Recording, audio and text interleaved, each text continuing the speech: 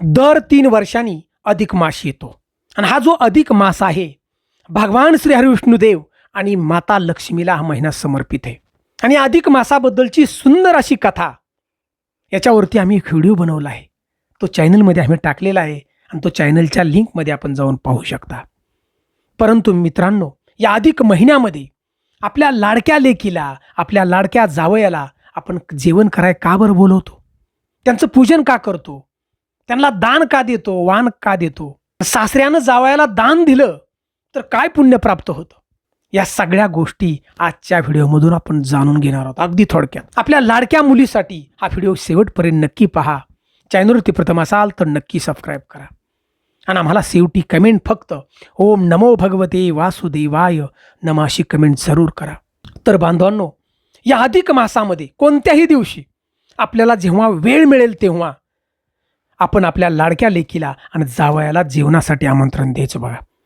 अगदी विश्वासानं, प्रेमानं आणि त्यांच्यासाठी सुंदर असा घरी स्वयंपाक तयार करायचा. आपण घराच्या समोर रांगोळी काढून स्वागत करायचं आपल्या लेकीचं, जावयाचं.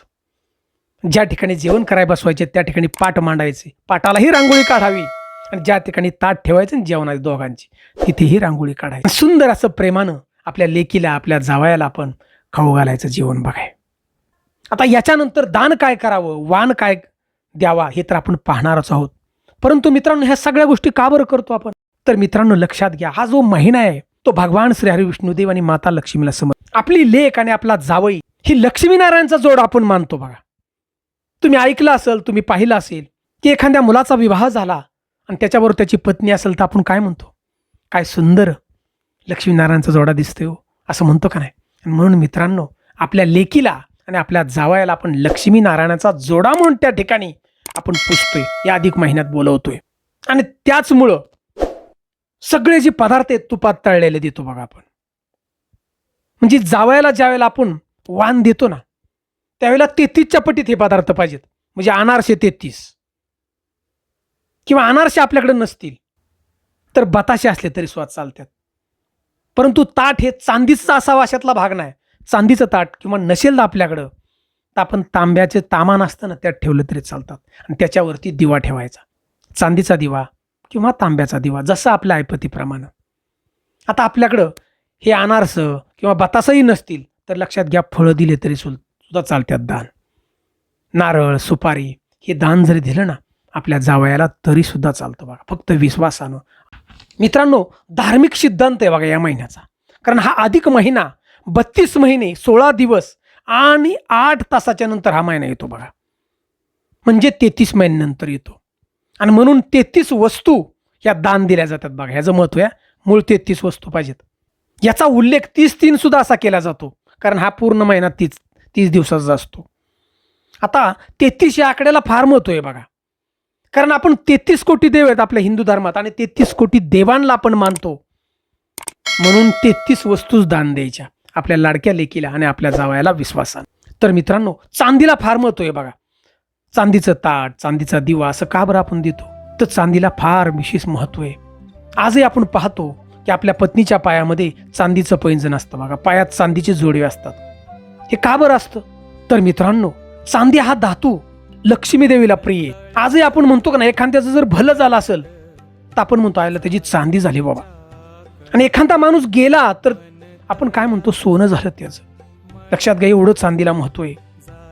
आपलं शास्त्रात सुद्धा चांदीला महत्व आहे. चांदी ही पवित्र आहे, सात्विक आहे, शांत धातू मानला जातो.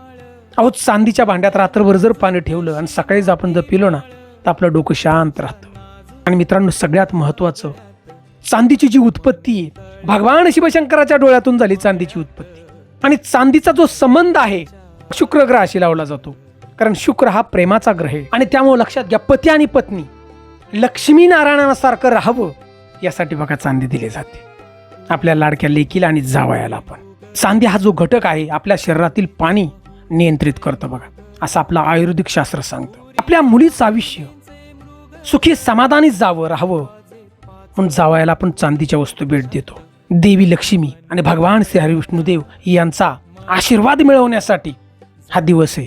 म्हणजेच दीपदानाचं महत्व आहे बघा या ठिकाणी. प्रेमाची ज्योत लागावी त्यांच्या जीवनामध्ये, घरात संतती आणि संपत्ती वाढावी असा आशीर्वाद आपण त्यांना द्यायचा आणि त्यांच्याकडून घ्यायचा सुद्धा. तुम्ही चांदीचं निरंजन दान देता, वेगवेगळ्या ग्रहांचा दुष्परिणाम हा कमी होतो बघा, असं आपलं ज्योतिषशास्त्र असतं. आता काही वेळेला असं होतं की एखाद्या व्यक्तीला मुलगीच नसते, म्हणजे जावईच नसतो, आणि त्यांना वाटतं आम्ही हे सगळं कसं करावं.